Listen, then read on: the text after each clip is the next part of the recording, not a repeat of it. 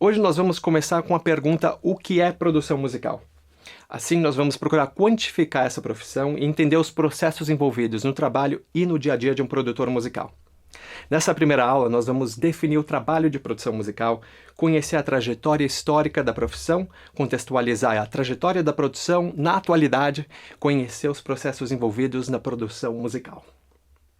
Vamos começar então com a pergunta: o que é produção musical? Podemos definir produção musical de uma maneira mais clara. E para fazermos isso, devemos começar com um olhar para o contexto histórico da profissão.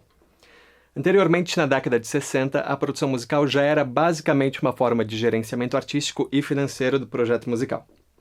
Devido a limitações de recursos e tecnologias, juntamente aos altos custos de orçamento, o processo de planejamento de produto final, chamada pré-produção, era o ponto crucial para o sucesso e a realização de um projeto artístico. Era quase impossível a manipulação sonora após a gravação. Planejamento e pré-produção eram tudo.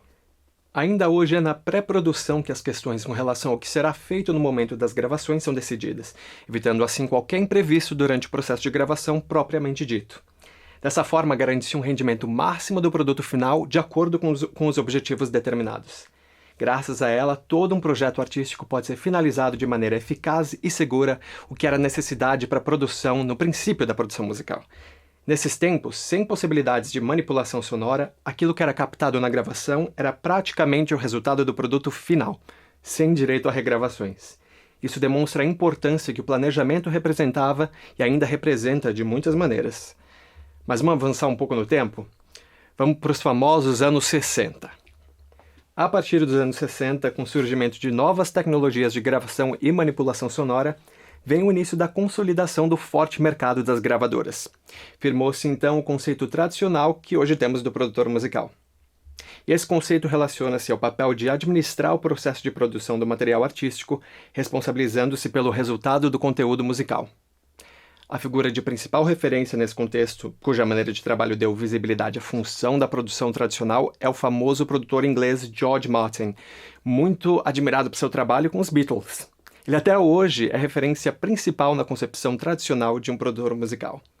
O que o destaca é que no seu trabalho com os Beatles teve participação tanto em processos de composição e arranjos, quanto nos processos de manipulação e concepção sonora através dos equipamentos de estúdio.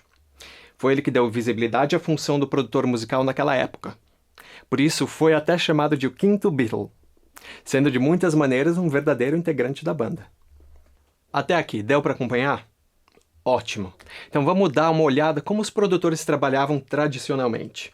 Primeiro, um produtor tradicional participa e acompanha no processo criativo da gravação de um determinado material musical, desde a sua ideia inicial até o desenvolvimento como um produto final. Segundo, um produtor tradicional organiza a relação e participação dos profissionais envolvidos, artistas, músicos, participantes profissionais de estúdio e outros, administrando os prazos e recursos disponíveis para atingir os objetivos artísticos e comerciais esperados. Ou, em outras palavras, ele faz o empreendimento do projeto. Tudo bem até aqui? Bom, essa definição de produtor tradicional está valendo até hoje, viu? O que devemos ver agora não será uma substituição desse modelo de trabalho, mas uma outra forma de trabalhar, sendo criado novos modelos de negócios. O que mudou então, desde os anos 60? Vamos dar uma olhada no contexto entre os anos 60 e 90. Entre os anos 60 e 80, muitas possibilidades tecnológicas começaram a emergir. A indústria musical, através da imagem das grandes gravadoras, ganhou cada vez mais destaque.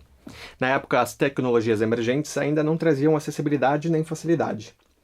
Equipamentos profissionais de gravação e processamento sonoro eram complexos e caros, o que explica muito as grandes produções feitas entre as décadas de 70 e 80, envolvendo altíssimos orçamentos, cujo retorno de lucro era garantido pelas gravadoras. Foi a partir da década de 60 que começou o desenvolvimento de equipamentos de gravação destinados ao grande público, com o advento da fita cassete. Esse novo contexto antecipava um processo que mais tarde atingiria fortemente o mercado da música, o nosso mundo digital de hoje. Depois da década de 80, o cenário de monopólio das grandes gravadoras e estúdios capazes de financiar os caros e espaçosos equipamentos de áudio começou a decair. Nesse momento começam a surgir possibilidades viáveis de desenvolvimento dos home studios, como tecnologias eletrônicas usando circuitos integrados e elementos sintetizados eletronicamente. A figura do DJ começa a tomar forma nesse período. A evolução do protocolo MIDI, protocolo de comunicação entre equipamentos eletrônicos e computadores, foi de extrema importância para o contexto atual do mercado musical. Criado na década de 80, o uso de sequenciadores, samplers e sintetizadores foi uma revolução. Os timbres dos equipamentos MIDI evoluíram bastante, chegando aos anos 90 como base da música e da produção eletrônica. A música eletrônica tem hoje um papel fundamental no grande mercado musical como um todo. Finalmente, na década de 90, grandes avanços na tecnologia e veículos de informação vieram trazer o grande público para mais perto das ferramentas de produção. Os recursos expandiram em possibilidades e diminuíram em custo e espaço. Os computadores baseados no armazenamento digital de dados começavam a introduzir uma nova forma de gravação, reprodução e armazenamento do material sonoro. Resumindo, tudo ficou bem mais acessível do que anteriormente. Dessa maneira, muitos dos complexos equipamentos analógicos dos grandes estúdios musicais começaram a ganhar versões em softwares digitais de computador. Graças ao auxílio dos monitores gráficos e sistemas computacionais, representações visuais e novas possibilidades de manipulação sonora chegaram a um grande estágio de sofisticação. Junto com essa evolução tecnológica e prática, também veio a evolução no acesso às informações.